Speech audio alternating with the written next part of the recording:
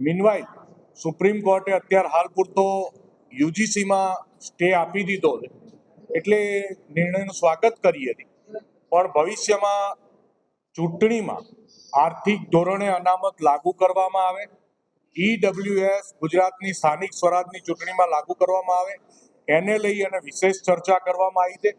અને આગામી દિવસોમાં ચૂંટણીમાં અનામત કેવી રીતે લાગુ કરાવી, કેવી રીતે લડવું અને કેવી રીતે રણનીતિ બનાવી અને જે દેશ લેવલે આખા સવર્ણ સમાજનું એકેડેમિક લેવલથી પતન કરી અને પોલિટિકલ લેવલ સુધી પતન કરવાની જે મોટી શક્તિઓ દ્વારા જે સાજિશ ચલી રહી, તો એ સાજિશની સામે સવર્ણ સમાજ કેવી રીતે લડે, પોતાના વિદ્યાર્થીઓનું એકેડેમિક કેરિયર પણ જાળવે અને પોલિટિક્સમાં પણ કેરિયર જાળવે અને એડમિનિસ્ટ્રેશનમાં પણ સમાજ પોતાનું પ્રતિનિધિત્વ જાળવે, એના માટેનું પ્રથમ પગથિયું છે કે સ્થાનિક સ્વરાજની ચૂંટણીમાં ઈડબ્લ્યુએસ લાગુ કરવામાં આવે અને દેશમાં કે રાજ્યમાં આ યુજીસી જેવા સવર્ણ સમાજ વિરોધી ક્યાંય પણ કોઈ કાયદા લાવવાની જાણતા અજાણતા હિંમત ના કરે.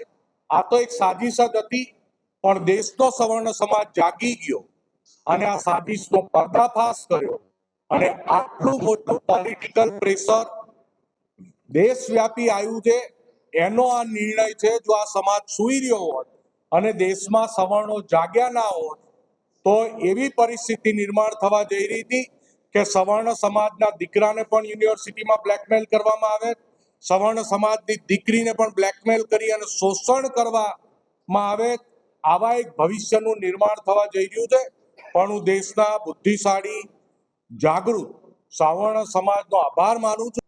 હજુ પણ આ કાયદો જડમૂળમાંથી સરકાર ફેરફાર કરીને જે 2012ના કાયદા મુજબ સવર્ણ સમાજ અને કોઈ પણ સમગ્ર સમાજને અન્યાય ન થાય એ રીતે બનાવે, એના માટેનું આજે અહીંયા ઠરાવ કરવામાં આવ્યો. સાથે સાથે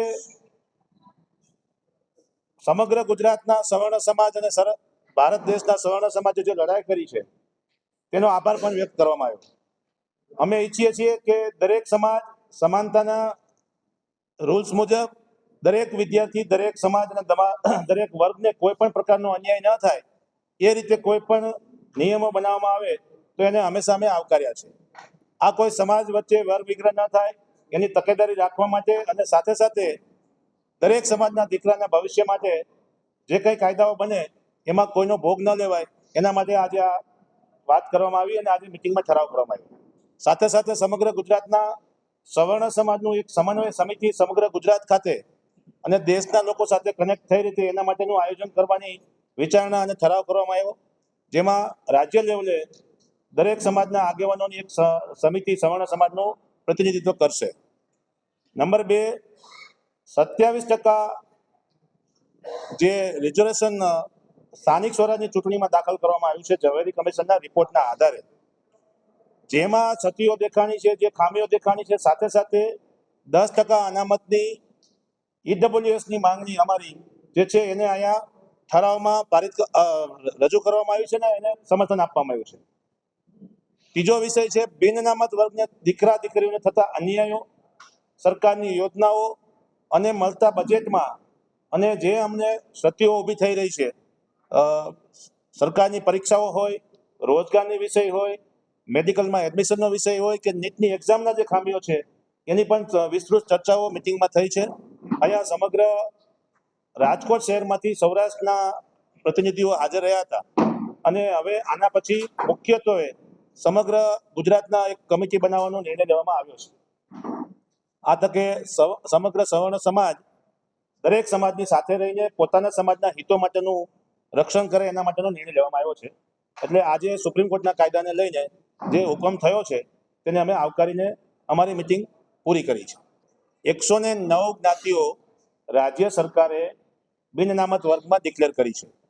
જે 109 જ્ઞાતિઓ રાજ્ય સરકારની યાદીમાં અનરિઝર્વ કેટેગરીના બેનર એટલે બિન અનામત વર્ગમાં કરી છે.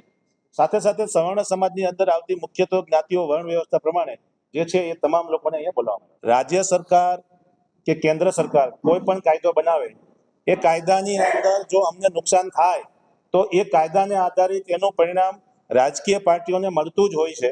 અને સમગ્ર સવર્ણ સમાજ જાગૃત છે. જો અમને કોઈ પણ પ્રકારનું વગર કારણે અમને નુકસાન કરવાનો પ્રયાસો થશે તો એ હંમેશા અમે અમારું રાજકીય રૂપ બતાવ્યું છે ને અમે બતાવીશું.